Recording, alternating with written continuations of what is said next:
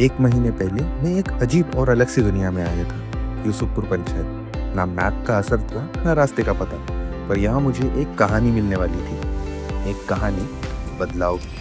Community immersion के दौरान मैं यूसुफपुर गांव के मुखिया जी के घर में रहा, जो मेरे लिए एक नई दुनिया का दरवाजा था। उनका घर एक जॉइंट फैमिली का बेहतरीन एग्जाम्पल है, जिसमें 22 मेंबर्स रहते हैं।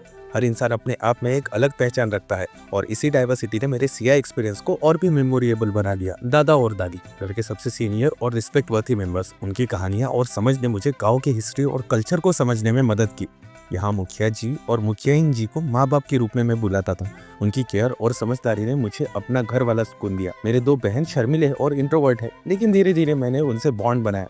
बाकी 10 छोटे भाइयों के साथ खेलते और उन्हें स्कूल के लिए मोटिवेट करते वक्त मुझे खुशी मिलती थी। बाकी परिवार के मेंबर्स सभी अपने अलग अलग रोल्स और रिस्पॉन्सिबिलिटी में बिजी रहते हैं, लेकिन फैमिली की एकता और एक दूसरे के प्रति रिस्पेक्ट हर वक्त दिखाई देती। सुबह की चाय के साथ दादी के साथ बातें और शाम को किचन में दीदी के साथ सब्जी और खाना बनाना डेली रूटीन का हिस्सा बन गया। परिवार के साथ बॉन्ड बनाने में काफी चैलेंजेस आए। फैमिली के मेंबर्स इनिशियली काफी इंट्रोवर्ट थे, लेकिन छोटी छोटी बातें और गेस्चर के जरिए मैंने उनके दिल जीतने की कोशिश की। धीरे धीरे उन्होंने मुझे एक अपने फैमिली मेंबर की तरह ट्रीट करना शुरू कर दिया। एक शाम जब मैं किचन में सब्जी बना रहा था, एक बहन ने मुस्कुरा कर कहा, आप तो बिल्कुल घर के जैसे लगते हैं। वो मोमेंट मेरे लिए सीए का सबसे बड़ा रिवॉर्ड था। क्या ही बताऊं, यूसुफपुर की इस फैमिली के साथ मेरा सफर मुझे यह सिखाता है कि ट्रस्ट और बॉन्डिंग बनाने के लिए दिल से एफर्ट्स करना जरूरी है। यह परिवार मेरे लिए सिर्फ एक घर नहीं था, यह मेरी लाइफ का एक चैप्टर बन गया। यह कहानी सिर्फ उनकी नहीं, मेरी भी है।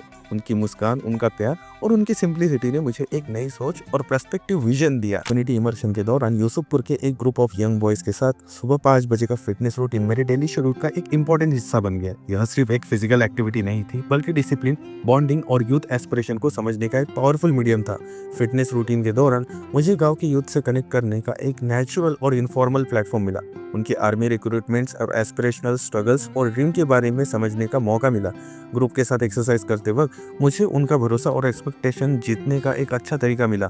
मुझे एक भाई और मेंटर की तरह ट्रीट किया जाने लगा।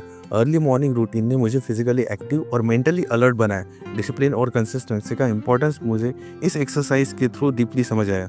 गाँव के लड़कों की कमिटमेंट ने मुझे हार्डवर्क का रियल मीनिंग समझाया।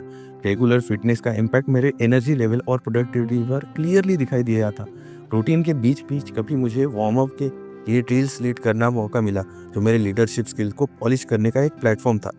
यूसुफपुर गांव में मेरा काम सिर्फ स्कूल विजिट और कम्युनिटी एंगेजमेंट तक सीमित नहीं था। गांव के डेली लाइफ का एक इंपॉर्टेंट हिस्सा था खेती और घर के काम, जिसमें मैं एक्टिवली शामिल हुआ। जहां मैं पोटैटो प्लांटेशन और पोटैटो कटिंग के काम में शामिल हुआ। फावड़े का इस्तेमाल करके पानी जाने के लिए रास्ता बनाना, रूट्स को काटना और जमीन को लेवल करना मेरे लिए एक फिजिकली डिमांडिंग टास्क था। साथ ही घर में हेवी आइटम्स को शिफ्ट करना, सुबह मिल्क सेंटर तक दूध पहुंचाना और फैमिली मेंबर्स के साथ कॉमन काम करना रूटीन बन गया था। इस टाइम के दौरान मुझे यह समझ आया कि ग्रोथ का मतलब सिर्फ नॉलेज गेन करना नहीं, बल्कि नए एक्सपीरियंसेस को ओपन माइंड के साथ एक्सेप्ट करना और उनसे सीखना है। बोझ और वॉलेंटियर वर्क ने मेरे लिए एक मिरर की तरह था, जो मुझे मेरे बाउंड्रीज और पोटेंशियल दिखाता था।